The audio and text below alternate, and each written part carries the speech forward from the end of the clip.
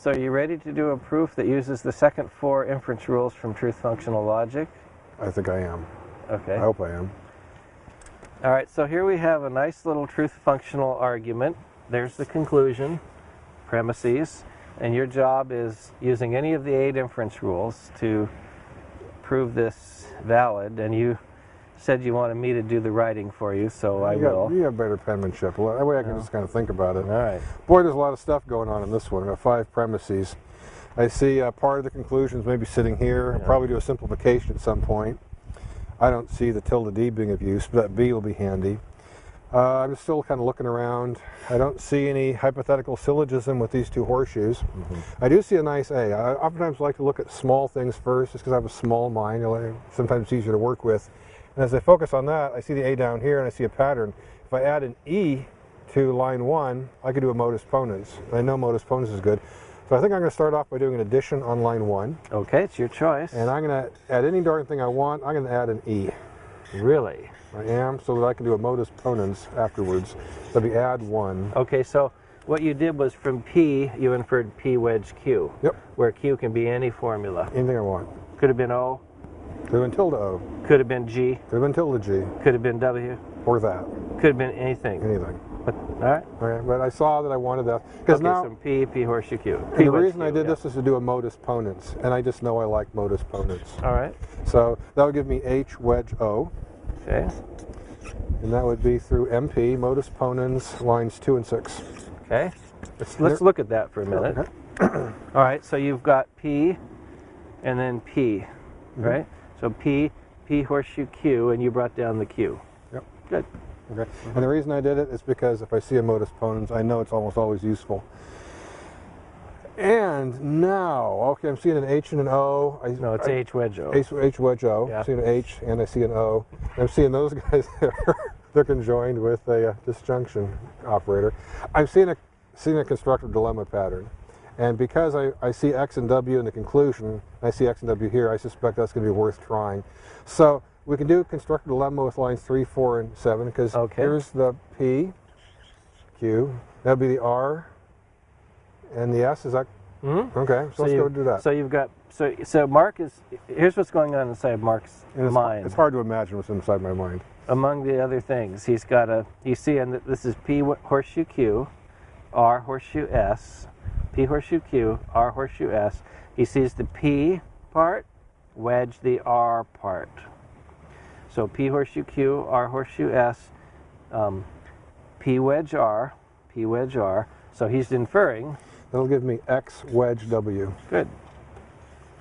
And that's constructive dilemma? Constructive dilemma 3, 4, 7. Okay. Okay, and that's looking pretty good because that's part of my conclusion also. So there he's got half his conclusion. So now I know I'm going to go back and do simplification on line 5. Simplification allows me to pull out, I want the B, the left side. Simplification allows me to pull out one side of a conjunction. Simp 5.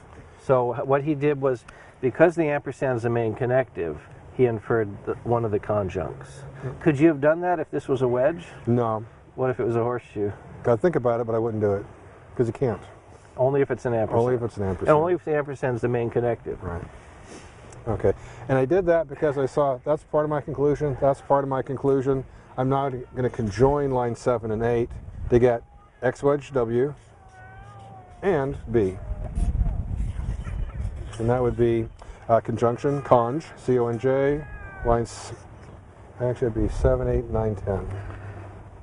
It's a new math. Oh, wait a minute. 6, 7, 8. No. Oh. How did I do that? It's new math. Postmodern math. Postmodern math. Yeah, numbers are relative, right? We don't want to get into that. Let's not get into that. So you actually did 8 and 9. 8 and 9. So 8 and 9 and conjunction. Conjunction just lets you take 2 lines and conjoin them with an ampersand in the middle. He just took this line and put them together with an ampersand in the middle, hooking them together. Yeah, and so that you've reached the conclusion, you've proven it valid. The only one to make a comment on is that CD, because it's so hard for some students at first, for most students at first. Just remember that CD says if you have P horseshoe Q and R horseshoe S, and then you have the P part wedged to the R part, this part wedged this part. So we have the, I won't bend another. Then we can infer the Q part wedged to the S part, which is X wedge W. And that's how that came down. So that's a good proof.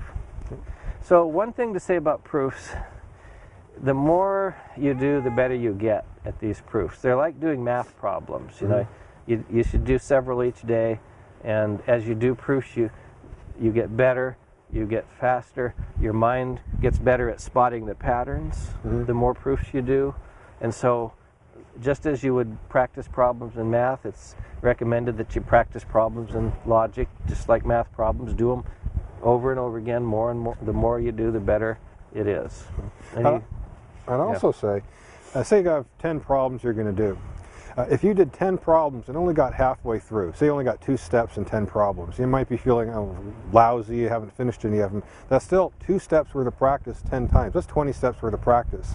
In a way, that's almost as good at the beginning stages as doing, say, 3 problems, 3 steps. Whether you get problems completed or not at this stage of the game isn't as important as just getting that practice. You will start to complete them, and you'll want to eventually, because you'll need to be able to do that. But don't get all nervous if you're not finding yourself completing every single problem right away. You're still getting good practice even if you don't complete them.